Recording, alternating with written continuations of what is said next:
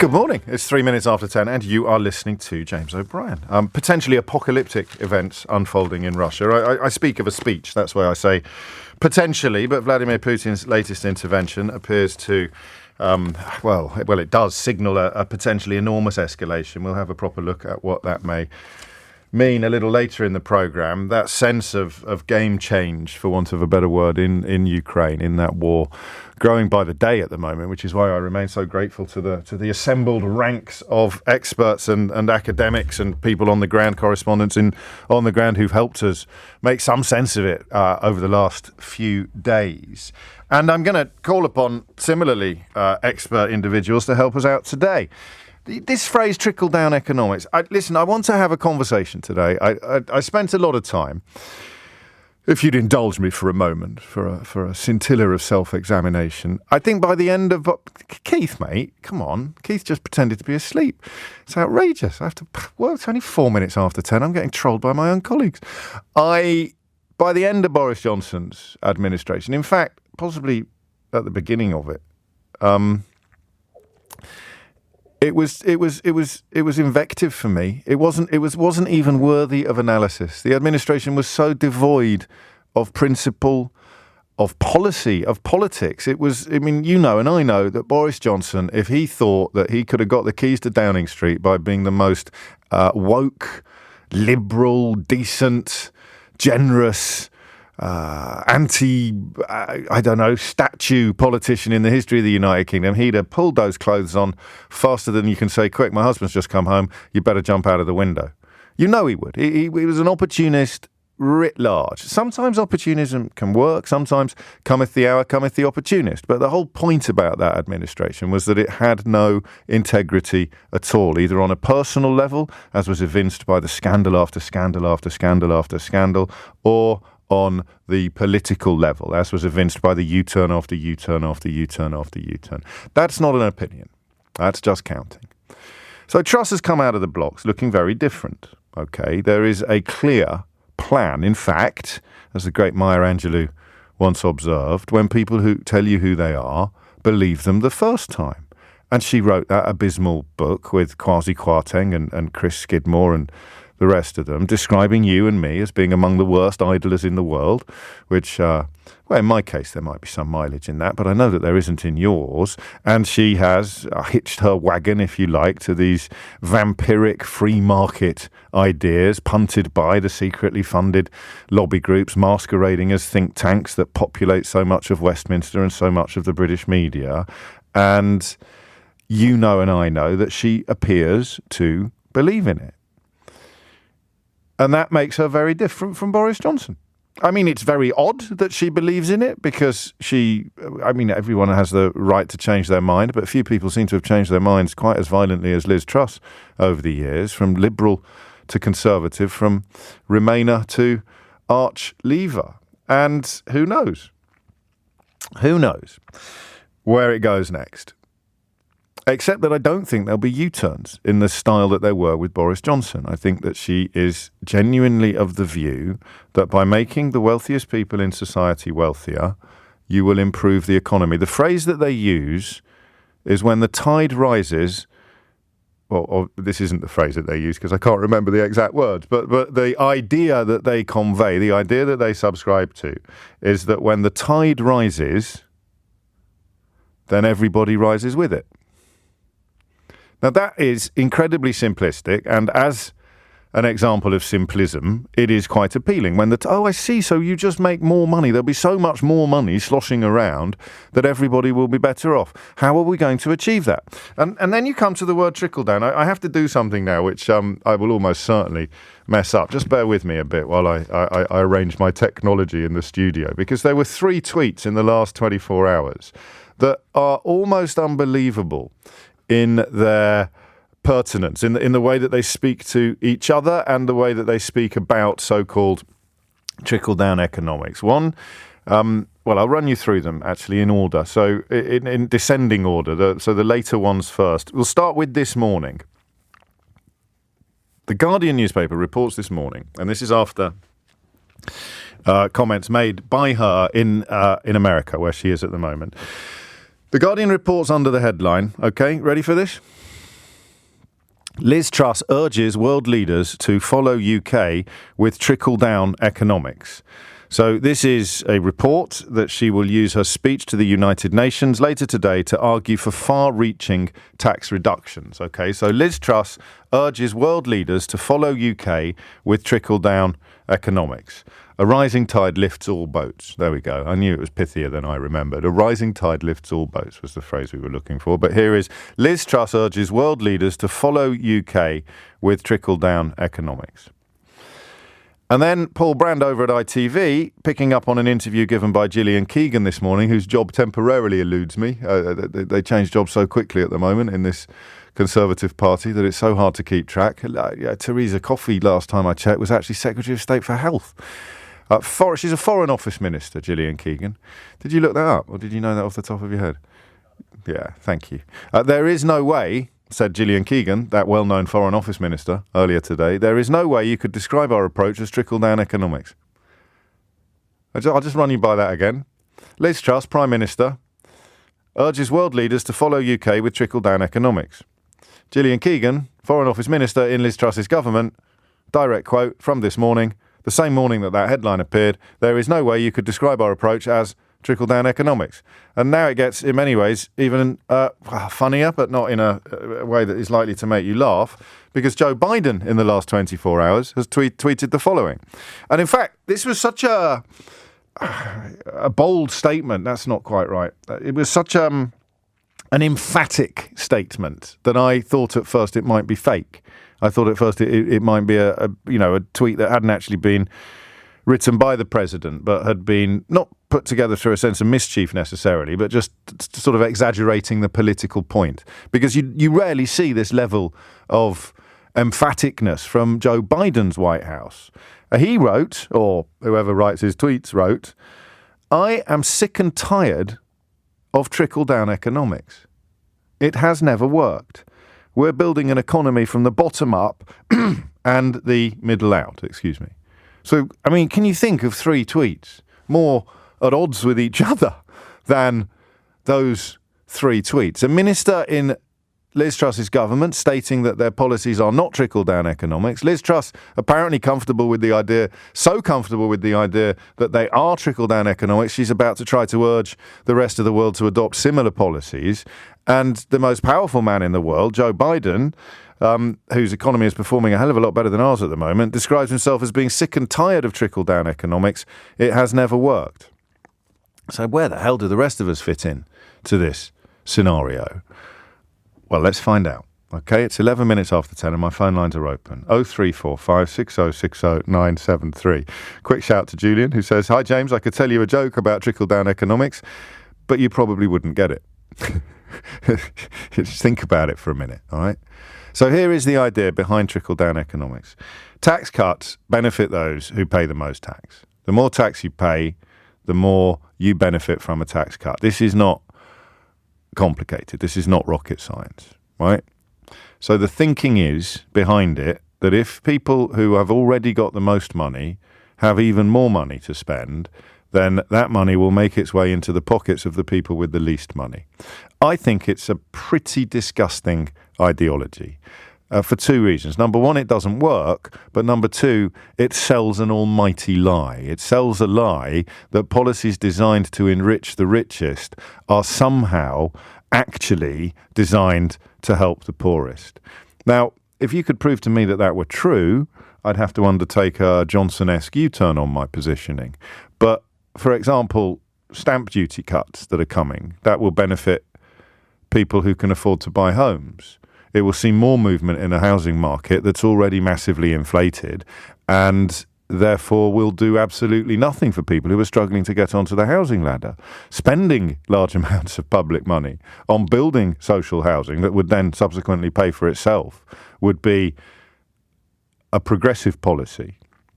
Helping homeowners buy more houses or do more deals seems to me to be almost incomprehensible if you are seriously trying to help a lot of people. Which leads me to the question that will underpin the first hour of this morning's programme. What is this designed to do? What I mean, The reason I mentioned Johnson's absence of integrity in policy at the beginning of this introduction was simply because we are going to talk about Liz Truss differently from how we talked about Boris Johnson. It's the difference between somebody with no plan and somebody with what may prove to be a diabolical plan. Trickle-down economics seems to me to be fundamentally and fatally flawed for one very, very simple reason. The more money you've got, the less likely you are to spend it. My tax cuts, because I'm going to get very well looked after as a top-rate taxpayer. I'll be very, very well looked after by any tax cuts that Liz Truss introduces, are almost certainly going to stay in my savings account. If I was already living hand to mouth, if I was already finishing each month with a little bit less than was coming in, any money that made its way into my bank account would go straight back into the economy. This is just one simplistic and very personal, very subjective perspective on the issue. The idea that you can improve the lot of everybody by improving deliberately and specifically the lot of the best off, the lot of the wealthiest, the lot of the richest, seems to me to be actually disgusting. I'm a Catholic by birth, or not by birth, by baptism, which means I've been raised very much in the Christian tradition. And that seems to me to be completely at odds, and it's not a phrase you'll hear from me very often, but you're talking still about people who claim they're Christian when they're trying to deport people to Rwanda. This seems to me to be against Christ's teachings. The idea that you help the poorest by making sure the richest have got more. And I want you to talk to me about that. 0345 6060 973. I want you to just simply talk about whether I'm right or whether I'm wrong, and whether actually those of us who strain a little too hard sometimes to see the good in everybody. I was a little bit haunted by one tweet yesterday, the one that talked about my obsession to find a good Tory. And you're right, I do believe that there are good people in almost all walks of life. I'd make exceptions for some groupings, I suppose, some political ideologies. Obviously, good Nazis are particularly thin on the ground. But those of us who do, because it's a much healthier way to live your life, strain to see the good in everybody, perhaps need to turn it down on a day like today, because trickle-down economics is as ghoulish and as greedy and as gross as it appears. It's not something that becomes less offensive the more you understand. It's not something that gives up its gifts the deeper you dig into its detail. It's something deliberately and disgustingly designed to take a topsy-turvy society and put even more corn in the sacks of the wealthy, while claiming that it will somehow trickle down from a sealed sack into the begging bowls of society's poorest people. And we have been so gaslit and so groomed in this country by ludicrous, self-defeating nonsense in our media about striver versus skiver, about private versus public, about, hard-working people. The richest people are the hardest working. Absolute cobblers. Absolute nonsense. But it has been so successfully perpetrated upon our people for so long that now it reaches its apotheosis. A government that will absolutely, unapologetically commit itself to the idea that we help fix a tanking economy by making sure the richest people in it have got even more money than they had yesterday. Go on, riddle me that. 0345 6060 973 is the number you need. And you have to be honest with me, I think. Don't you? Look, I'm a top-rate taxpayer. And I hate this policy. That makes me a champagne socialist or a virtue signaler or whatever the word is this week to describe people who benefit from unfairness and therefore abhor the unfairness. But who is this designed to appeal to? You know who it's designed to appeal to. You hear them on this radio station all the time. Designed to appeal to people who think that they've worked harder than everybody else and that's why they're landlords. Or they've worked harder than everybody else, and that's why they're rich. No matter that they were often born 3-0 up, they think they've scored a hat-trick. They think the unfairness is justified, or they think that a rich man belongs in his castle and a poor man belongs at his gate. Even the poor man will sometimes believe this, because God made them high and lowly, and ordered their estate. So who is this designed to appeal to? Not just to the people who will benefit from it, the people who pay a lot of tax because they earn a lot of money. It's also designed to appeal to the people, and this is the bit I've never understood. It will also appeal to the people who will never, ever get a piece of the action. The temporarily frustrated millionaires, as John Steinbeck called them. The people who will always be on the wrong side of Easy Street, but who want the people on the right side of Easy Street to get all the breaks and all the tax cuts and all the bonuses and all the benefits, because one day, I could be on the right side of unfairness. And those are the people, I think, that fascinate me the most. Someone asked me the other day, what did you talk about before Brexit and Boris Johnson? And I struggled to remember. But if you did listen to the programme back in those days, you'd have heard that Steinbeck quote 1,000 times. There was no such thing as poverty in Dust Bowl era America. Just temporarily frustrated millionaires. The people who support and sustain epic inequality, a huge unfairness, a fetishization of wealth, despite not having any. That's who Liz Truss is going after. I wonder whether at this point in our economic cycle and our national history, I wonder whether it will work this time. What do you think? What do you think about a policy that is designed to further enrich the richest members of our society, but is being sold to you as a way to help the poorest? Give me a call. Go on. Especially if you've never phoned me before. I'd love to hear some fresh angles on this, some new voices.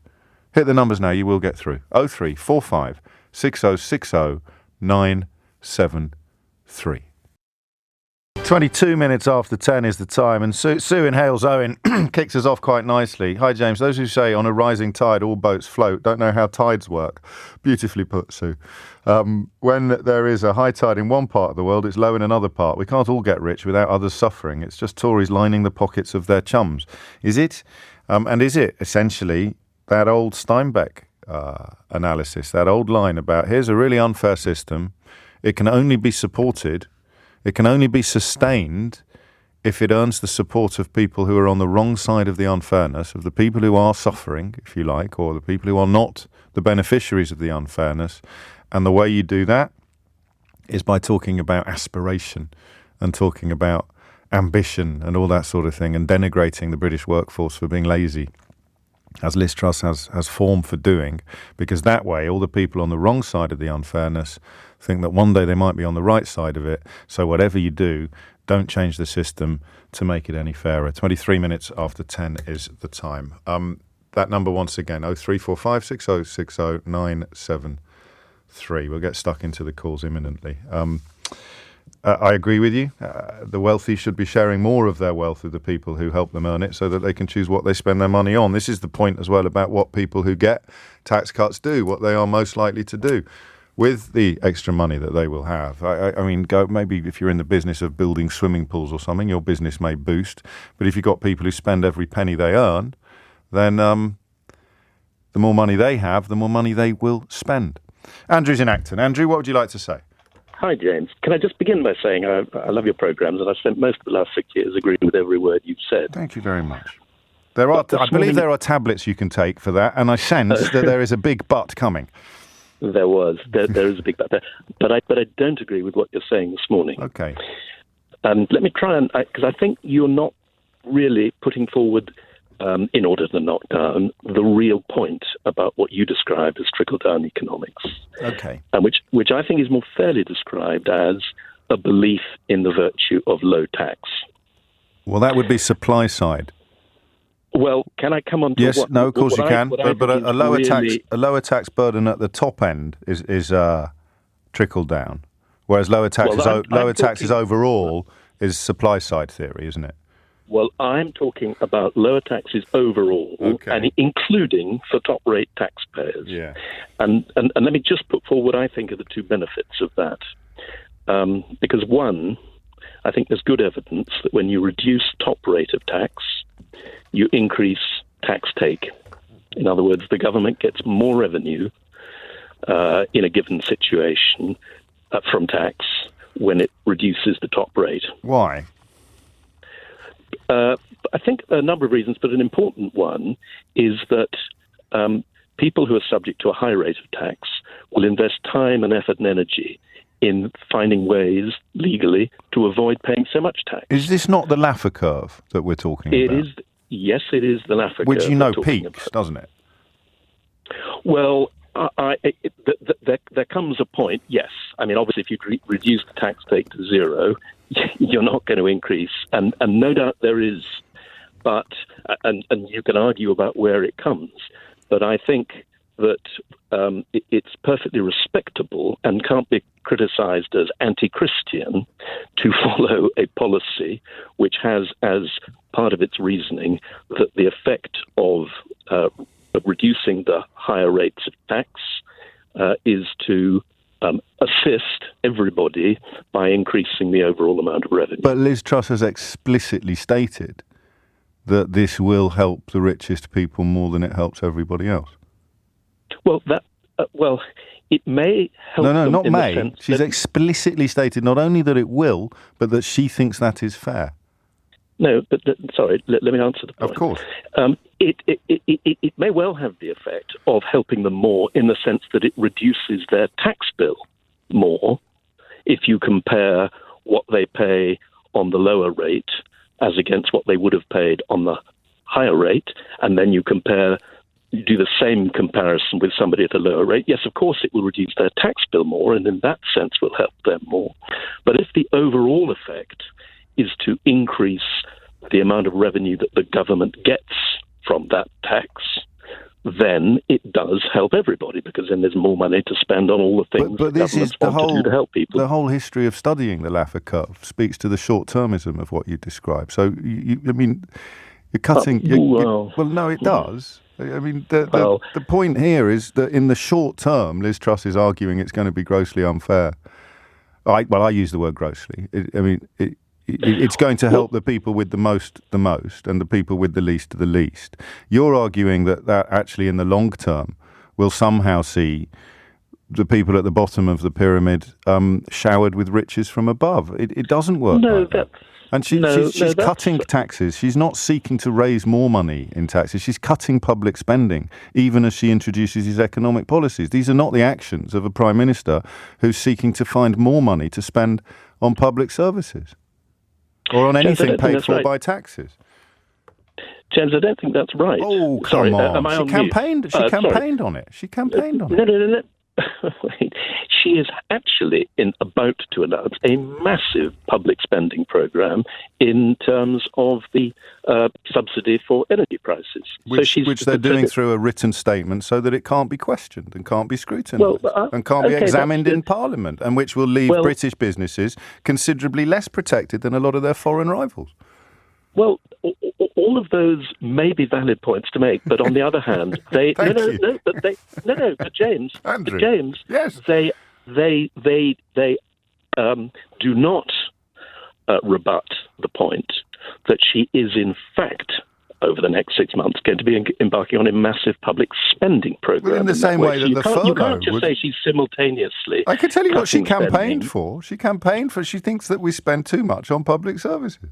She cannot avoid the energy bills crisis, the energy cost crisis. She cannot sit there watching business after business after business go under any more than Rishi Sunak, who is ideologically pretty similar to Liz Truss on this, could have done so during furlough. These are not ideological decisions. It's a bit like saying that somebody who thinks we spend too much money on fire extinguishers is going to use a fire extinguisher when their house is on fire. She is not a fan of public spending. These are emergency measures designed to address emergency circumstances. You know this. I don't need to explain this to you.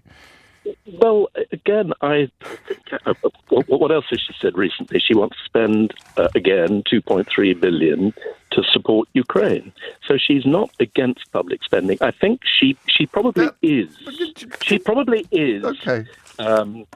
as it were, against the idea of helping the poorest people of the UK, which you're here to explain Liz Truss's intention to help the poorest people of the UK by actually helping the richest people, and we've already reached Ukraine, Andrew. That was pretty quick. Even an actual official Tory would struggle to have moved that quickly to Ukraine as an attempt to justify British economic policies designed to help the richest people in our society.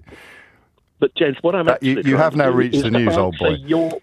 All right. Well, anyway, I think you're setting up an answer, Sally, James, is my final point. Well, you've had a fair crack at trying to prove that, Andrew.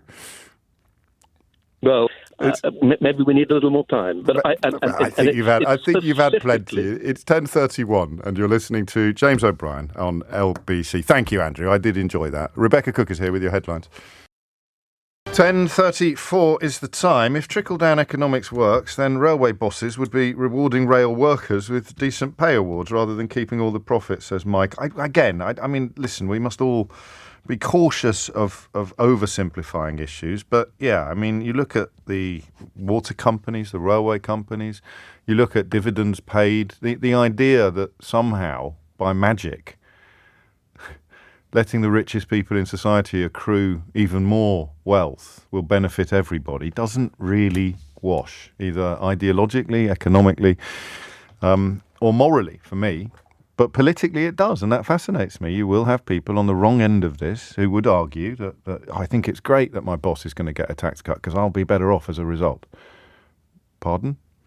And even if you were to subscribe to the theories of the Laffer curve, you would also then have to factor in a Prime Minister who has campaigned on lower public spending, a Prime Minister who's filled her inner circle with former employees of the laughably named Institute of Economic Affairs. I think there's probably some Taxpayers Alliance people knocking around in there as well. These are outfits absolutely dedicated to reductions in public spending. So any argument that you're going to increase the amount of money available for spending by doing this is hold below the waterline before it's even set sail. And speaking of hold below the waterline, that issue of the tide rises and takes all boats with it, quite a few of you have pointed out, not if your boat's already sinking. Tom's in Colchester. Tom, what would you like to say?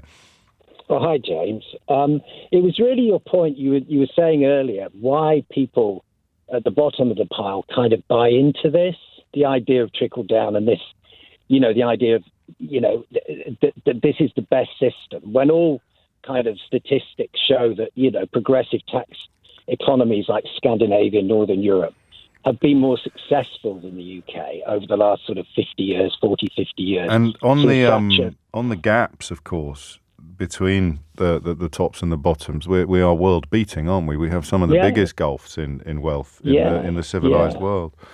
And I suppose the point I was making is that we've just spent almost 2 weeks sort of celebrating exorbitant privilege. Yeah. And this isn't against the royal family, but it's the idea, for example, that death duties are paid by the super rich.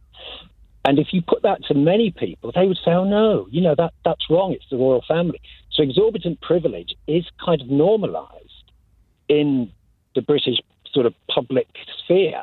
And I think that explains something, just the constant kind of telling of this tale that this is quite normal. There must be two sides to it. There must be that commitment to letting people retain their epic wealth, as you point out, using the royal family as the exemplar, must also entail a sort of fear that they're going to come and take yours away as well. And you are actually conscious of not having enough or not having a lot.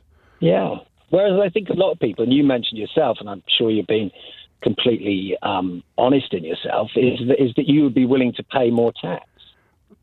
Yes, but as long as everybody else is. I just want to nip in the bud immediately to say, well, if you're not happy with it, why don't you give it to charity then? I mean, that is the polar opposite of what a society is supposed to do. But that's the idea that somebody who says that is immediately leapt on as like a champagne socialist. Yes, precisely. And that's deliberate as well. That's part of the ecosystem as well. This idea that, I mean, you do, I don't want to sound like a conspiracy theorist, but you do sometimes marvel at how far-reaching it is. You turn on programs presented by good people and they've got someone on from one of these dodgy outfits shilling on behalf of vested interests without telling you who pays their wages. The BBC is full of them. Tanks. Yeah, I mean, the think tanks are amazing. March them into Downing Street, and it actually changes whatever the economic equivalent of the Overton window is. You start talking about this stuff as if you can't go back to a Scandinavian model or something like that. It's weird even when they're so much more successful. Yeah. And I'm not saying that Scandinavia is perfect or a perfect model, obviously not. But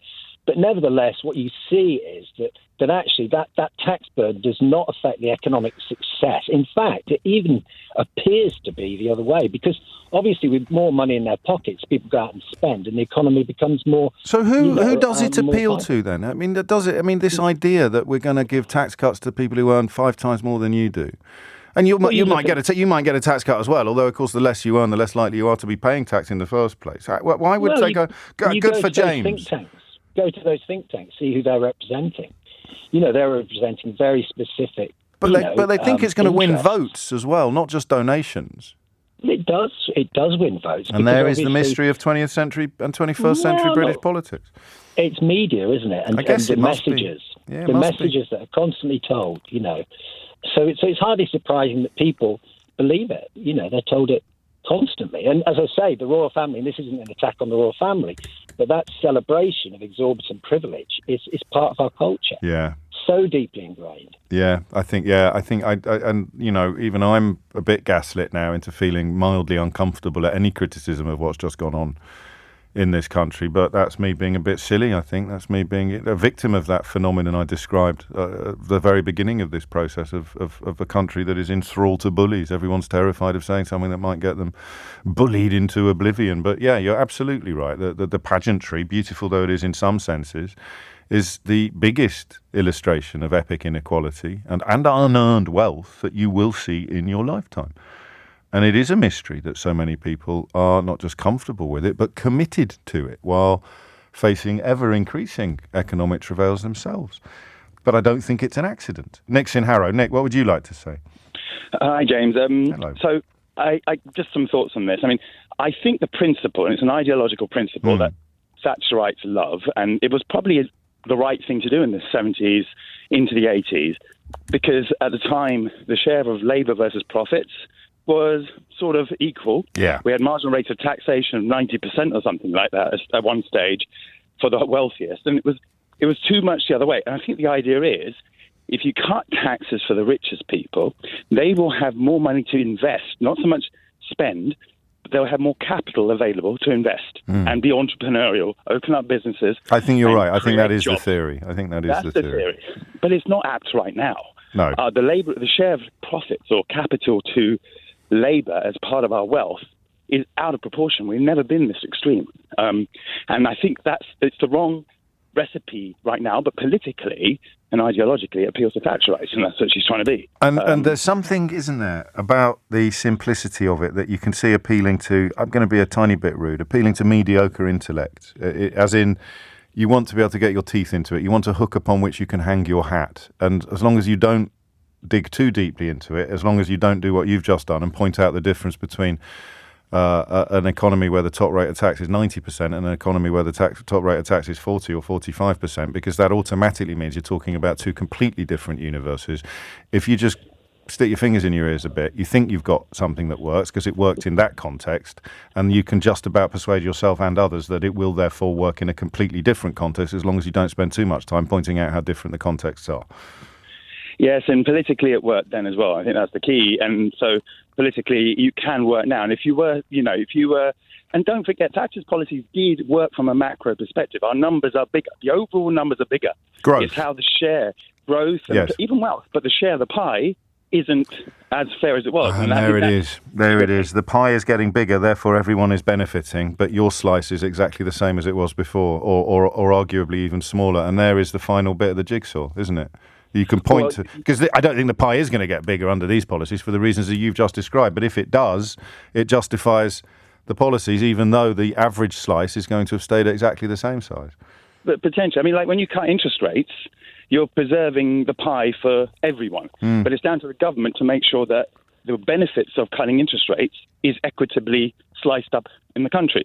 Unfortunately, we went the other route. We cut interest rates, the pie got bigger, and then we went down the road of austerity. the other side. So people with wealth got wealthier because obviously asset prices got up with interest rate cuts and QE, but the poorest got poorer with austerity. And that's why, trying to say make the pie bigger without addressing the inequality is the difficulty. And politically, you're right. It does charge people up. And that's why. That was a brilliant contribution. Thank you. No, I'd missed that bit. Because, of course, growth has become the totem, has become the mantra, hasn't it? We will do everything we can to improve growth. But without good public spending, growth does not help the people who most need help. Which brings us back to the moral, or even, as I always slightly uncomfortable bringing religion into it, but, the religious angle, the idea that a policy designed to help the richest will actually help the poorest. It won't, and not necessarily always. I think this might tie in with some of what Andrew in Acton was saying. Perhaps there are circumstances in which this could have benefit. If you were moving down from 95% tax rates, then you can see some sense in the idea that would be good for the economy, because there will be more money, a lot more money, making its way through the economy, wherever it may end up. But the idea that you do it now, while also pledging to cut public spending, to cut public services, unbelievable. Or, of course, all too believable. Thank you, Nick. It's 10:45. 10:48 is the time. A couple of comments on that claim earlier that Liz Truss changes her mind a little more quickly and violently than most politicians. Here's a quote from 2016. "I don't want my daughters to grow up in a world where they need a visa or permit to work in Europe, or where they are hampered from growing a business because of extortionate call costs and barriers to trade. Every parent wants their children to grow up in a healthy environment with clean water, fresh air and thriving natural wonders. Being part of the EU helps protect these precious resources and spaces." I don't think she's changed her mind about the last bit. I imagine she still understands that being part of the EU helps protect these precious resources and spaces, but she's just changed her mind, I guess, about where she wants her daughters to grow up. Ash is in High Wycombe. Back to trickle-down economics. Ash, what would you like to say? First-time caller, long-time listener. Please go easy on me. Ticked all three. Of course, it's only me. It's only me. Carry on, Ash. I just wanted to add a little bit more to the jigsaw puzzle about trickle-down economics. Yes. So there's two fundamental flaws in the theory. The first is that you get more economic activity by giving money to the people at the top. And the second is that there's no economic activity at the bottom. So what actually happens in reality is the richest people spend the lowest percentage of their income, whereas the poorest people... Well, they wouldn't be rich if they didn't, would they? They wouldn't stay rich for very long if they spent it all, would they, Ash?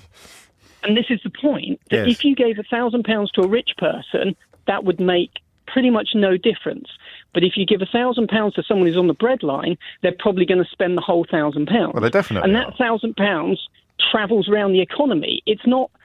once you got that money to the poorest person, it doesn't disappear. They spend it on food, or they spend it on clothes, or... But the argument isn't necessarily just spending. You give £1,000 to a rich person, and they're going to invest it in a new business. You see, they're going to employ their entrepreneurial flair to open businesses and to create jobs, and that creates economic growth, as opposed to simple redistribution of extant wealth. Well, I think your previous caller actually nailed a bigger part of the puzzle, which was about the economic circumstances, and I don't think there's a lot of evidence of a lot of investment going on, like with the electricity companies and the train companies. And water, even more so. The water companies, even more so. The borrowing billions and paying out billions in dividends. All this promise that if we privatised everything, we'd get massive investment and better quality services hasn't come to fruition. I suppose it could with legislation. You could actually have limits on how much you can make, or on the interplay the earlier caller reminded of between labour and profit, as it were, or even R&D. We haven't mentioned research and development, how much of the money a company makes gets spent on infrastructure or research and development or wages. All of those things could be protected by law, but we've also seen train companies just hand the keys back to the government when they turn out not to be making as much profit as they expected to make when they signed up to do the contract, don't they? So it's a tricky one. But you're right. I mean, it's obvious, to me at least, and maybe I'm being simplistic, but maybe Ash is being simplistic. Give £1,000 to someone who's on Easy Street, and they'll probably just tuck it in their back pocket or put it to one side for whatever it is, I don't know, to hand on to the children at some point subsequent. Give £1,000 to someone who's running out of money at the end of every month, and they're going to spend it all. Of course they are. I appreciate there are questions of what growth entails and means, but that is just a given. It's just an odd ideological position to adopt, but when people tell you who they are, believe them the first time. She thinks workers are lazy and bosses are brilliant. Julian's in Crete, you lucky man. What would you like to say, Julian? Hi.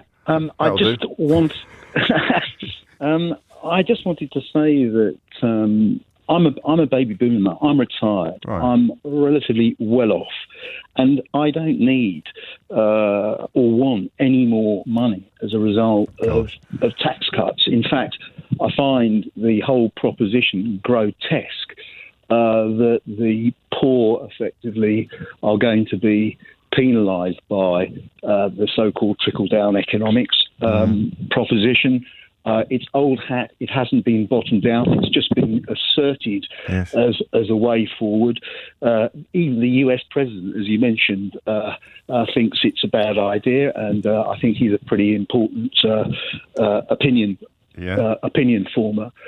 And I also think that a headline where the cap on bankers' bonuses are being treated as a sort of priority policy is also utterly grotesque. Well, that's a better example, possibly, even than the taxation question, isn't it? Because the idea that a 200% bonus on your salary is somehow stifling effort. Incentive.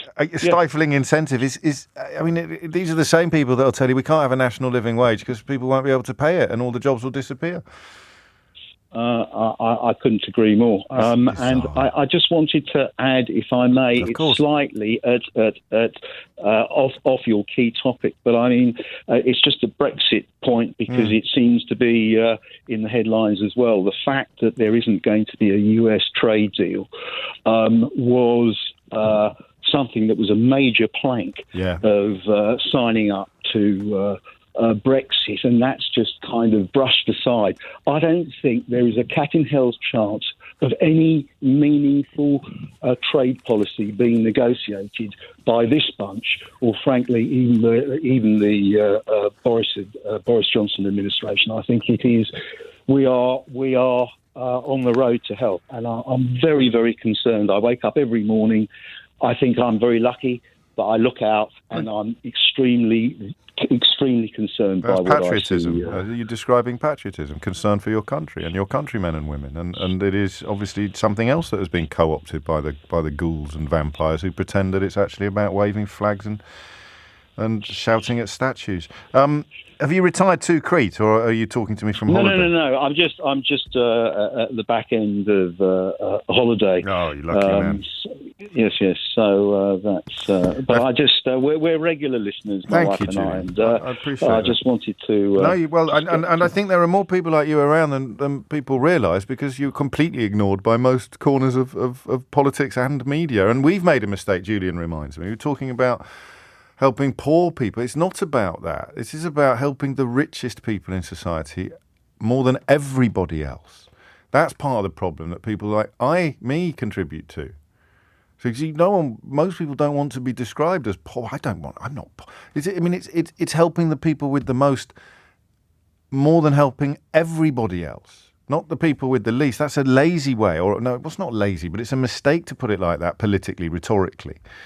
Because it speaks to something different, something people don't want to. You deserve at least as much as the richest people in society get, and under these sort of proposals, you're going to get less.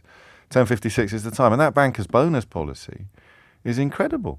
Because you might be thinking, oh, well, that's only fair, they're allowed a bonus. People who are backing the banker's bonus, a lot of them, I've got to know them over the years, a lot of them actually haven't got a clue what they're talking about. You remember with the Rwanda deportation policy, even senior Tories, I think Ian Duncan Smith ended up, didn't he, on the radio, revealing that he hadn't actually appreciated that even if your application was successful, you'd be stuck in Rwanda for the rest of your life. He presumed they were processing it there, and if it was successful, you could come and live here. So he's touring the studios. The arrogance coupled with the ignorance of these people, touring the studios, defending a policy he hasn't even got the first understanding of, known in the trade, I believe, as doing a bridging. And then you've got the equivalent with these bankers' bonuses. I've heard people having conversations about bankers' bonuses who seem to think that they've been banned. Bankers don't get bonuses. The cap on bankers' bonuses stands at twice your salary. So you get your salary, then you get it again, and then you get it again. But that's restrictive and unfair, and they need to be able to get it again and again and again and again. Otherwise, I don't know, all the jobs are going to go to America. 10:57 is the time. Tim's in Belfast. Tim, what would you like to say? Hi, James. I feel it's about time that there's a bit of an opening up of what exactly is going on. And this isn't an economic policy at all. It's an ideological social policy. I think you're right. Built on the back of it. All this information is available if people go to Jane Mayer's Dark Money or Kurt Anderson's Evil Geniuses, because it's all. I'm always slightly wary of citations that haven't been. That I'm not fully across. I mean, they're just both, to put it in your own words. Do it in your own words. I'm sure you're perfectly articulate. What we have now is people within Number 10 who have been funded by the Koch family in America. They have worked for think tanks. We have think tanks in the UK that nobody knows who funds them, and those people are now working in Number 10. What Liz Truss is going to say is a libertarian Bible, essentially. This deregulation, low tax, is straight out of an American playbook. The deregulation of, for example, on the obesity crisis, the only people who are going to benefit are the businesses, the deregulation. Even they're not mad about it, you know. They've done pretty well. Jamie Oliver explains that things have actually gone quite well for the business, particularly on the fizzy drinks and the sugar tax side of things. But that's when the ideological side of it comes in. Yeah. Well, the ultimate aim of all of this is that everybody should just have responsibility for themselves. This is the fundamental basis of libertarianism: is that nobody should look after us. We should all look after ourselves. And which is a brilliant ideology until you need looking after. Well, exactly. I mean, if they talk, you will hear the word freedom bandied about, and it's freedom to starve, freedom to freeze, freedom to die. Or freedom to fill your face with really unhealthy products to the point of becoming a walking diabetes advert. But don't mention that these companies selling those products are spending billions and billions of pounds on advertising, while the public health promotions and NHS are getting nothing to promote the benefits of a healthier lifestyle. I sense you might be quite new to this programme, Tim. Well, I've spoken to you once before. I'm in Belfast, and I've transferred from local radio to you because you do it exactly hear something that's about what's going on. I hope so. As we emerge from recent events, I think we'll be returning to a lot of this territory. It's territory I feel very strongly about, and I have even had my own little run-ins with one of the organisations that you mentioned that culminated in a rather beautiful judgment by those splendid people over at Ofcom. I think you'd enjoy looking that one up, Tim. It's coming up to 11 o'clock. You're listening to James O'Brien on LBC. Taxpayers to fund half of businesses' power bills. Jacob Rees-Mogg announcing this morning, not in the House of Commons, not exposing himself to any scrutiny, that the cap is going to limit the rate at which businesses can be charged for their energy. And we're also looking at changes perhaps to stamp duty and to eviction laws. All of that to come. And I don't know about you, but I am... But come here a minute. This isn't the most important issue facing the country at the moment, but is anybody else a little bit confused about what Holly Willoughby and Philip Schofield did that was so egregiously awful? 3 minutes after 11 is the time. Change of pace, actually, change of gear, complete change of topic. Because sometimes the headlines just hit you, don't they? I find this, and I'm here every day. It's probably fair to say that I'm a little bit more plugged into the headlines than even you are, because, I'm sitting, unless, of course, I take the opportunity to attend to my ablutions. But that Putin speech in the early hours of this morning, I think is something we absolutely have to talk about. I mean, we hesitate sometimes to address the sheer scale of a danger that we may be facing. It's almost a form of self-preservation, a denial, if you like, as a defence mechanism. And we do it in all areas of our life. But on this one, I mean, some people, understandably, and I don't think incorrectly, suggesting that this is a conversation in which the phrase World War III probably deserves to appear. I'll tell you what, if Julian in Crete is waking up in the mornings worried already about direction of traffic at home, the phrase World War III being introduced to the conversation as he finishes his Greek sojourn is not something that he or his wife are going to thank me for, I don't think. But you have to talk about this stuff. The Russian president has just threatened to nuke us. and it's not even the lead story in most places, says the editor-at-large of the Jewish Chronicle, Stephen Pollard. The Russian president has just threatened to nuke us, and it's not even the lead story in most places. And he kind of has. He has warned, as you heard in the headlines, that Russia would use nuclear weapons to defend its territory and announced the partial mobilization of its reserve forces in an escalation of the war in Ukraine. So, in thumbnail terms, things are going so badly for Putin in Ukraine that he is mobilizing 300,000 reservists who will no longer be allowed to leave the country, I don't think, to potentially fight.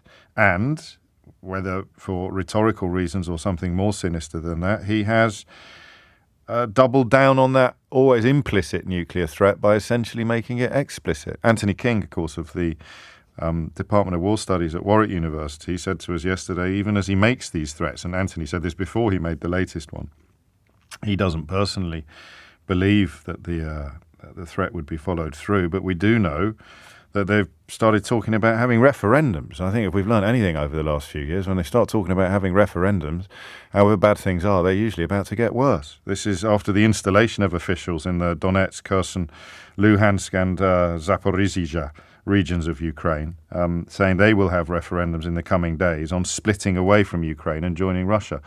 And I don't think that there would be much argument about the likelihood of Russian influence coming into play in those referendums, even if some naive souls are still arguing that there wasn't any Russian interference in other well-known, even infamous referendums. Let's have a chat with Kim Sen-Gupta, who's always helped us out in these matters. He's in London at the moment, but as you'd expect, is very much across matters. He was in Ukraine last time we spoke. Kim is the defence and diplomatic editor for The Independent. Just from the top, if you would, Kim, what does this mean? How unprecedented is it, and what is it likely to foreshadow?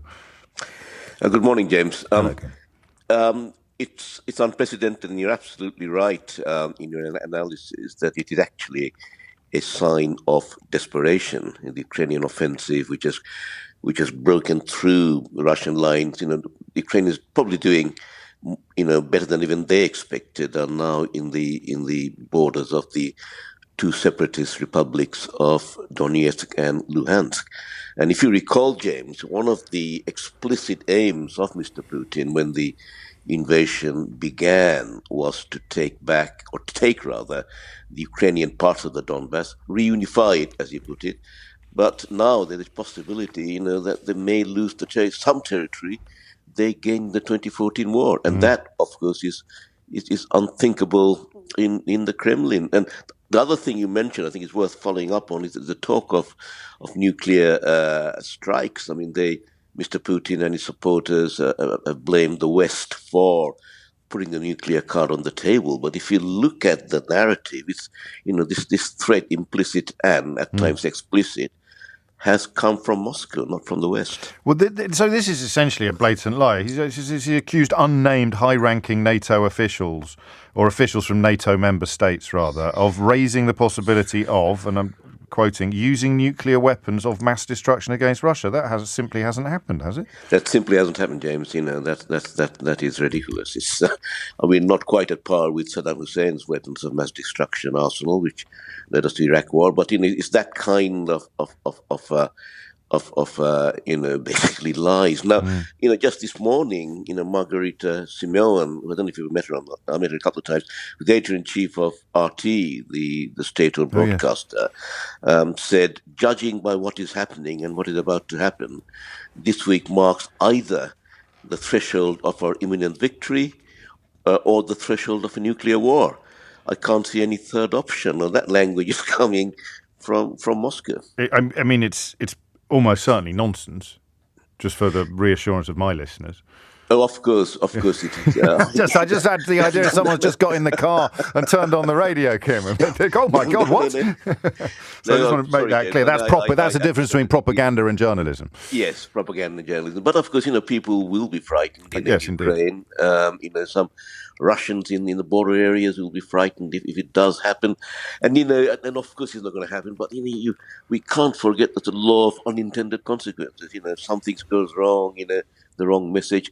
And when you start putting that kind of incendiary rhetoric on the table, then it's very, very difficult to get back to a sensible position. And I read one analysis that suggested he's sort of closing down his own off-ramps, his own paths for a climb down or for a de-escalation. He seems to be shutting those doors behind him, which is uncharacteristic, perhaps.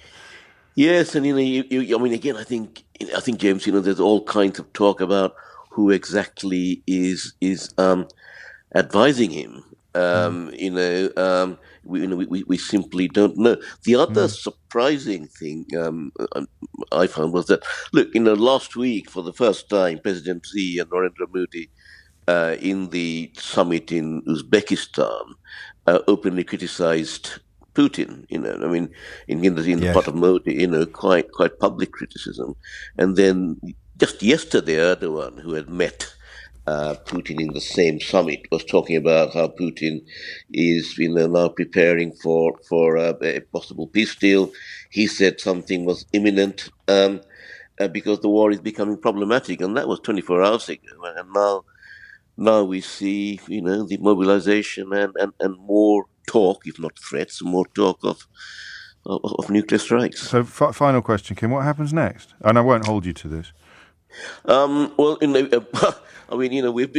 personally have been quite wrong at times about the chart of this war, and as some of my colleagues. Look, in a way, the success of the Ukraine advance has pushed Putin into a corner. He can't really afford to lose, territory within the Donetsk People's Republic and the Luhansk People's Republic. So I think, it's something. It's not going to de-escalate. What he told Modi and Xi and Erdogan obviously isn't true. It's just a question of how far it goes. We shall see. When are you heading back out, if you don't mind me asking? Next week, James. Okay, well, take care. Kim Sengup, diplomatic and defence editor of the Independent newspaper, and as you can tell, someone who has spent their entire career dealing with and reporting on such matters, sounding, using the word unprecedented. So that tells you an awful lot. Now, I present radio phone-in programmes, and this does not immediately lend itself to radio phone-ins. I want to be absolutely clear about that. Asking Doris in Ongar what she thinks about the current military situation in the Donetsk is probably not going to be very fruitful or fertile. But as the years have passed, I have changed my view slightly because so many people are listening and so many extremely well-informed people are listening. It is the highest compliment I will ever be paid in my working life, the calibre of callers to this programme, because for every one person that rings in, there are 1,000 listening who are just as well-informed and just as engaged and just as expert. So I wouldn't have done this a few years ago if we were facing similar circumstances, but I'm going to try it this year. I'm going to try it today. I am going to simply ask you what you think about what is happening, what you think about Vladimir Putin's speech, about his warning that he would use nuclear weapons to defend his territory, his determination to essentially redefine what his territory is with referendums that would be, to all intents and purposes, skewed and quite possibly bogus. Some of the language he used. It's a great word, bellicose. It really fits today. When the territorial integrity of our country is threatened, to protect Russia and our people, we will certainly use all the means at our disposal. This is not a bluff. This speech aired live on state television this morning. Officials in various regions have said they would stage referendums in the coming days on sort of formalising a split with Ukraine and a joining with Russia. But the military picture, of course, as Kim Sengupta just reminded us, is very different and posits the possibility of some of the land that was invaded and annexed in 2014 being retaken by Ukrainian forces down right at the bottom of the relevant territory in Crimea on the between Donbass and the Black Sea. So what do you reckon? I've got great faith in you.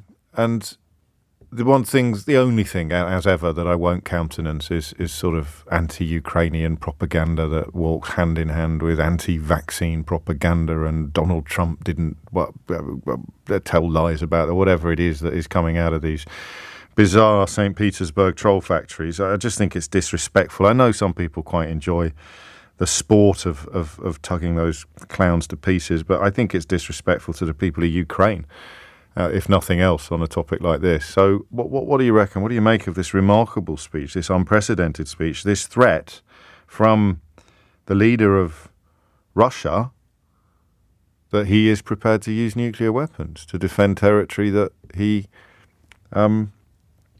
believes should be Russian and which Ukrainian people believe is Ukrainian? 0345 60 60973. 11:15 is the time. If you hit those numbers now, you will get through. It's 18 minutes after 11, and we are looking at, unprecedented, possibly apocalyptic developments in Russia. And I just look at these things occasionally. I don't think they speak volumes, but they are quite interesting. It doesn't currently rate in the top 10 stories on the BBC's website, which is aggregated, which means that the chart shifts according to what's being looked at. So it's not a decision taken by a news editor, for example, about what should be on the front page of a newspaper. This is what the public are looking for and clicking on. It's a bit self-serving in the sense that if it's already in the top 10, then it's on your screen and you're more likely to click on it. But it just struck me as interesting that the Russian president has essentially threatened to use nuclear weapons against forces backed by the United Kingdom government, and it doesn't merit at the moment much attention in the British media. No, it's not cutting through with the British public, is probably a fairer way of putting it. But it is with us, and as if by design, to prove my point there about having callers who will be able and will be qualified to comment on this issue, I mentioned those regions in which Moscow-installed officials have said they will stage referendums in the coming days. The government in Kyiv saying they could never possibly abide by any results of referendums that were orchestrated by Russian authorities. Those regions are Donetsk, Kherson, Luhansk and Zaporizhia. Inevitably, my first caller is from the region that's hardest to pronounce. But that's just the way radio works. Niall is in Zaporizhia. Niall, what would you like to say? Hello, James. Hello, mate. I'm a little disappointed in the last statement you made just before the news, or just before the advert. Which one was it?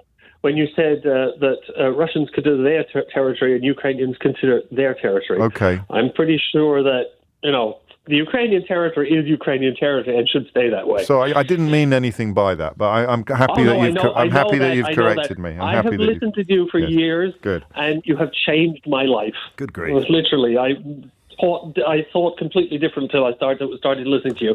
But there we go. That's why they're so frightened of me, Niall. Capability for change is really frightening, isn't it? It is a wonderful thing. Thank you, though. That means a lot to me.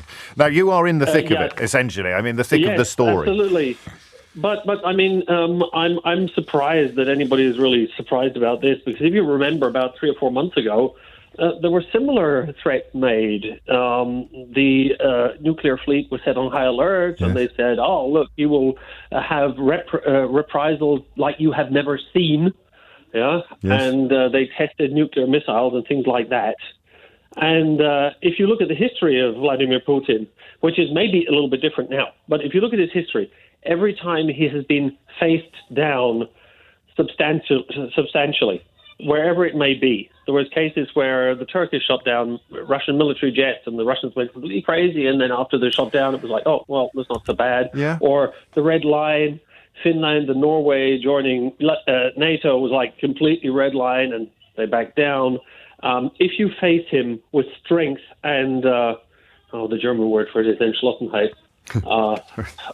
I don't know what the word is in English, but with the will to follow through, that he backs down. Now, in this particular case, if he may be getting desperate, it might be slightly different. And I don't think nuclear weapons will be the issue. I think it'll be sabotage of nuclear power stations rather than the use of nuclear weapons. Which could have similar consequences. Well, yes, it could, but... you mean like a deliberate Chernobyl sort of scenario? Or? Well, yes, absolutely. But the fact that the prevailing wind blows the direction of Russia might have other inferences. But NATO hang on, just let me pause you if I may. So you're right to remind us that there has been similarly bellicose language recently and indeed tactical manoeuvres that speak to the same story, but the live address to the nation in the early hours of the morning, specific use of the word all the means at our disposal. It's an escalation, albeit of an already existing situation. Yeah, but what is he going to do at the moment? His mobilization currently will not have an effect for months. No. They're currently losing territory pretty substantially. It's slowed down now, and I don't think it's going to continue like that. But I think in the Kherson front, maybe things will happen. Right. But he's backed himself into a corner, and I think that's much more dangerous than the actual fact that they've the rhetoric of it. The rhetoric of it is not as dangerous as the reality of it. The fact that he is now a cornered cat, a cornered ferret, if you like, a cornered polecat, and will therefore be more dangerous. Can I ask what daily life is like in Zaporizhia? We talked about this before. It's strangely normal. Yeah. It's really, people are trying. At one stage you were saying, how is it like when you expect everyday things to happen? Yes. And every night you have missile attacks. Good Lord. Right? And you hear the explosions. Right? And everybody just wakes up and really doesn't want to think about it. They want to get on with their normal life. I mean, the people, what are they going to do? Most people can't move away. So they're stuck. You could. And so what do you do if you can't move? Well, yes, of course, but my family is there. Yeah.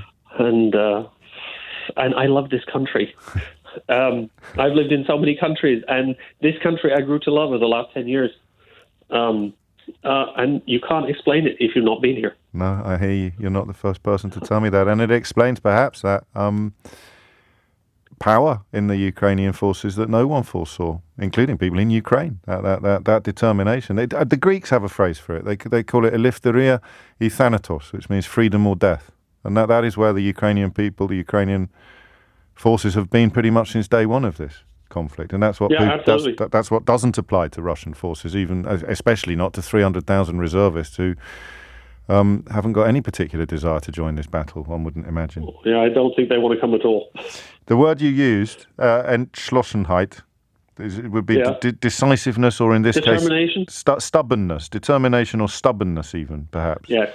Absolutely. I have several listeners who have enjoyed the opportunity to show off their own German on this occasion. Unfortunately, I just didn't remember the translation. No, there was no criticism. I'm just boasting about how brilliant my listeners are, including you, Niall. Yeah. Thank you. This is true. Thank you. All right. Thank you, James. Good night. You take care as well. Good night, indeed. And thank you for the kind words at the beginning of that call. Gosh, Philip's in Inverness. Philip, what would you like to say? Morning, James. How are you? Very well, mate. What's on your mind? I want to just talk about when people hear this headline number of 300,000 reservists, what that actually could or would look like in theory, or in practice, sorry. So the Russian officer and NCO Corps, which is essentially the command and leadership of their soldiers, has been decimated in Ukraine. So these 300,000 reservists are coming in without the people leading them. Yeah.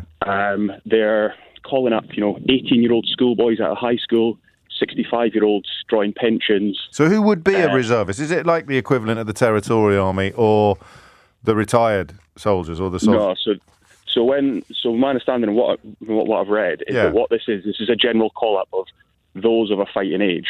So head teachers in Russian high schools have been asked to list all the males that are turning 18 in the next 3 months. Okay. People who were in the army in the Soviet Union in the late 80s who are still drawing a military pension are on the list. Right. This is not like where in the UK our reservists are professional soldiers who have a full-time civilian job. These are people who may not have been in uniform for 50 years. Right. Or they may have been in the cadet force, for example, for 3 months in high school. Oh, I see. Okay. So it's not the equivalent of our, Territorial Army was and now Army Reserve. And if they were a game-changing phenomenon, then this would have happened sooner, probably, as well. Well, if you look at who they sent into Ukraine on this quote-unquote special military operation, that was the vanguard of troops. That was Spetsnaz. That was the top echelon of the Russian forces that they had. And they'd always put their best troops in this part of Russia because they claimed that was where the threat from NATO was coming from. So, they've already used the best they had, and they're now scraping the barrel. And the people that they're scraping are essentially just going to be meat to feed the machine.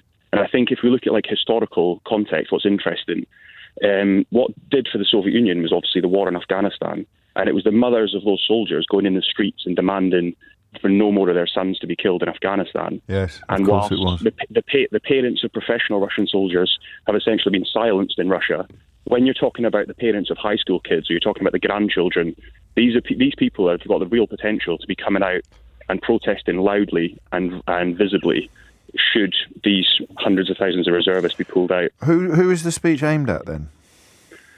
Well, if you look at what is Putin's base is Russian nationalism. And his base, I personally believe this is actually directed more towards the Kremlin than it is the population. Yeah, that's why I asked the question, actually, because I was beginning to think that while you spoke. Yeah, my reading of the situation is that this is more about trying to maintain the balance of power between the hawks and the... I mean, there's nobody visibly or vocally that would come out ever again and say anything because, they're in this such a cult of personality. But I personally would see that. And I think one other really interesting factor is if you look at Wagner Group, which is a Russian mercenary company led by, believed to be led by Putin, but certainly one of his allies, they're going into prisons and offering prisoners freedom from jail sentences to come and fight. They're then sending them to Ukraine armed with kitchen knives to go up against, the Ukrainian armed forces. Like, this is not normal. It's certainly not that. But this is, this 300,000 sounds like a huge number, and it is a huge number. But this is not 300,000. This is not, it's saber rattling in a sense. Saber rattling for a domestic audience on one level. On the other level, the question of whether or not Ukraine can continue to retake ground with Western weapons once that ground has been, quotes, made, end quote, Russian by referendums. I'd also put referendums in quotes. That's a big question as well. That goes back to the original, back in the 20th of February. Yes. What was the justification that they used domestically for this conflict? Was that those people wish to be Russian. Yes. So if they hold this fake referendums, they can then claim that this territory is the Russian Federation, and therefore now Ukraine is no longer fighting within Ukrainian territory. In the Russians' eyes, they're fighting in Russian territory, which we both know is ridiculous. But that's again, this is for the consumption of a domestic audience, which has no access to a free and open media. Makes sense. No access to a free and open media being absolutely crucial to understanding any of this. And of course, it puts in a particularly shameful position people who do have access to a free and open media and yet continue to fall for Kremlin propaganda. And there are plenty of them around. Although not as many as you might get the impression if you spend too much time on social media. Philip, thank you. 11:30 is the time. You're listening to James O'Brien on LBC, where Rebecca Cook is here with your headlines. It is 33 minutes after 11, and you are listening to James O'Brien on LBC, where we look at this remarkable speech by Vladimir Putin this morning, live on Russian state television. And we do reflect upon the fact that although it is correct to describe it as unprecedented, it is also incremental. These are escalations. I'm fascinated with the theory of A to Z, as I somewhat clumsily call it, because if I turned up and tried to sell you Z, you'd laugh in my face. But if I've already sold you A, B, C, D, E, F, G, H, I, J, K, L, M, N, O, P, Q, R, S, T, U, V, W, X, and Y, then you're going to buy Z in a heartbeat. It's the boiling the frog syndrome, but in a slightly more sophisticated fashion. This idea that you would never put up with that if they announced it, like Rwandan deportations. I like to think that there was a point in our not too distant history where the idea of having a government pledging to deport entirely valid refugees to Rwanda for no particular reason except to appease racist voters back in Britain is something that we just wouldn't put. There's no way we'd put up with that. But if it follows years of gaslighting and anti-refugee rhetoric and conflation of normal immigration or illegal immigration with asylum seeking very, very deliberately, and of course all of the xenophobia that was unleashed during Brexit, then that policy happens. But there's no way you could have sold us that policy in 2015. David Cameron announcing we're going to deport refugees. You'd have had Farage jumping up and down, no doubt with a fag on the go. But decent people wouldn't have fallen for it. And I know a lot of you will be thinking decent people still wouldn't fall for it. And that's where my curse comes in once again, my determination to believe that it's contempt for the con men, but compassion for the conned that will see us through this curious period of history. So back to Russia. Thank you. So far, so good. We're halfway through the conversation, and my confidence that the quality of calls would justify tackling such a lofty subject in the context of a radio phone-in has so far been fully justified. Not to put too much pressure on people waiting to speak to me, but there is still a couple of slots free on. There are still a couple of slots free on. There is still a couple of slots free on my switchboard. 0345 60 609. So couple is singular, isn't it? A couple. One couple. So there is a couple of slots free. No, is it? There are. Yeah, there is. There are. There is. There are. There was. There were. Let's call the whole thing off. 0345 6060 973 is the number that you need. 11:36 is the time. Let's go to Mike, who's in Frome. Mike, what would you like to say? Morning, James. Hello, Mike. Cool. Big shoes to follow in the last caller. He Very was strong. excellent. Yeah, they both were. Very lucky. Yeah. I think it's very easy to overreact to that speech, but you kind of got to take a deep breath, I think, and just look at the situation on the ground. When they started, they went in with probably between 300 and 400,000 troops. If you look at the analysis, it's probably lost between 100 and 150,000 troops, either dead or wounded.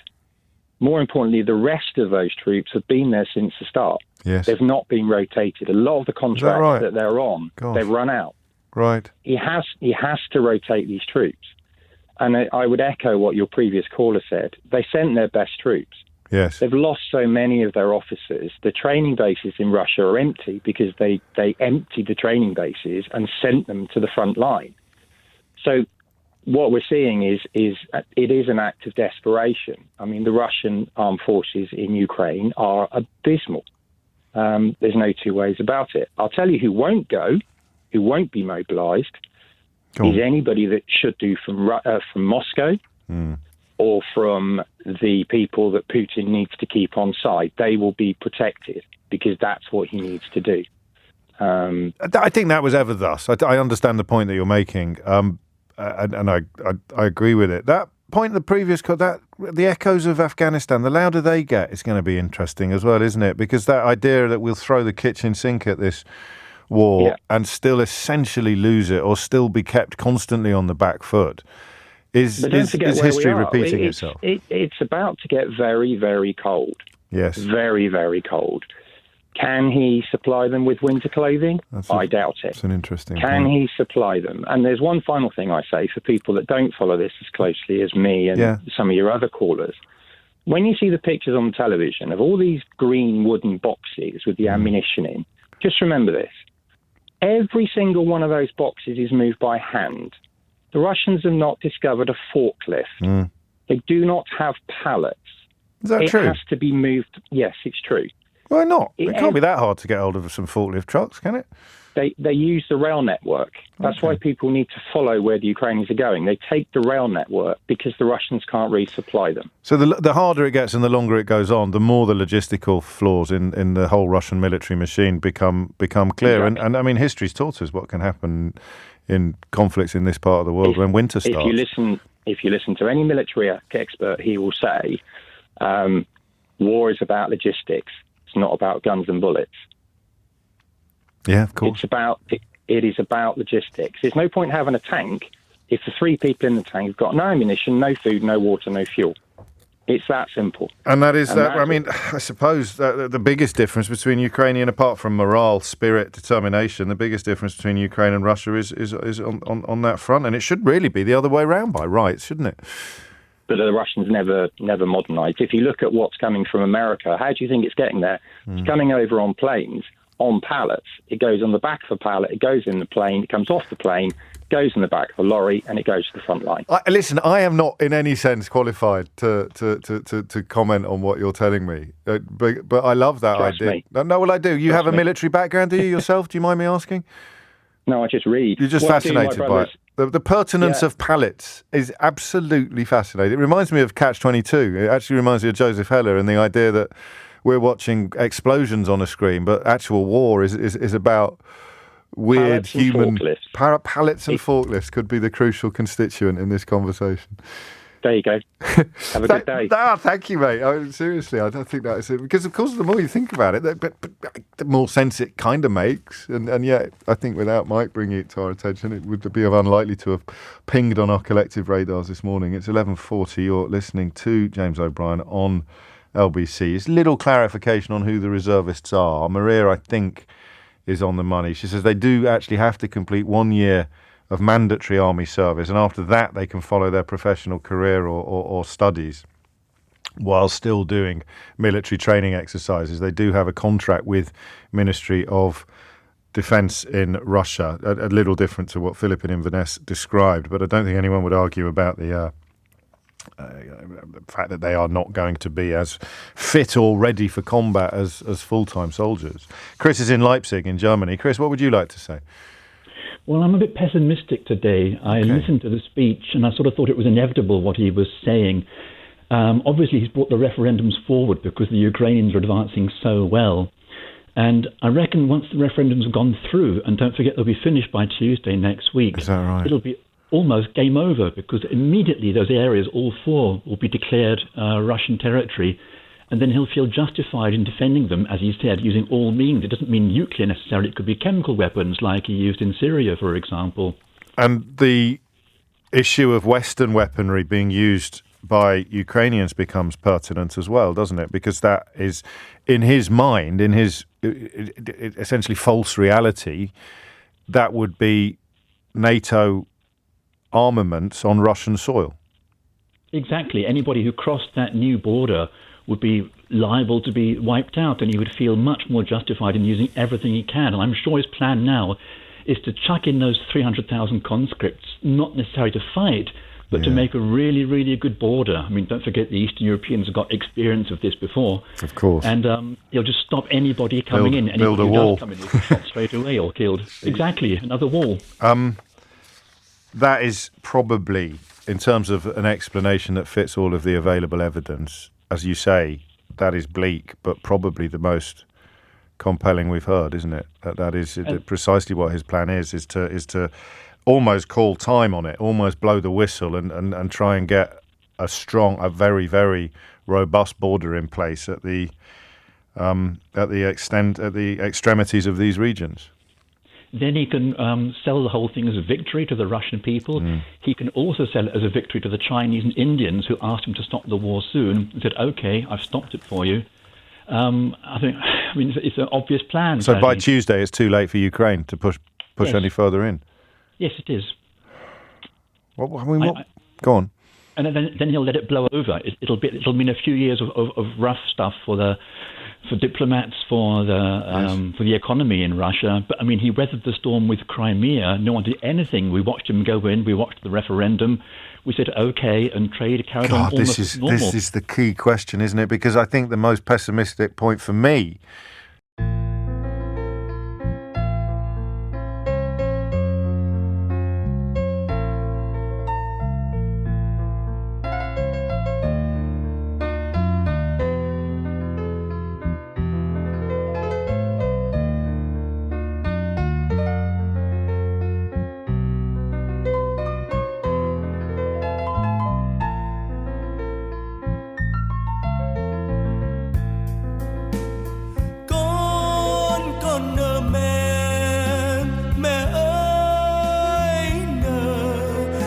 tiếng không chào đời.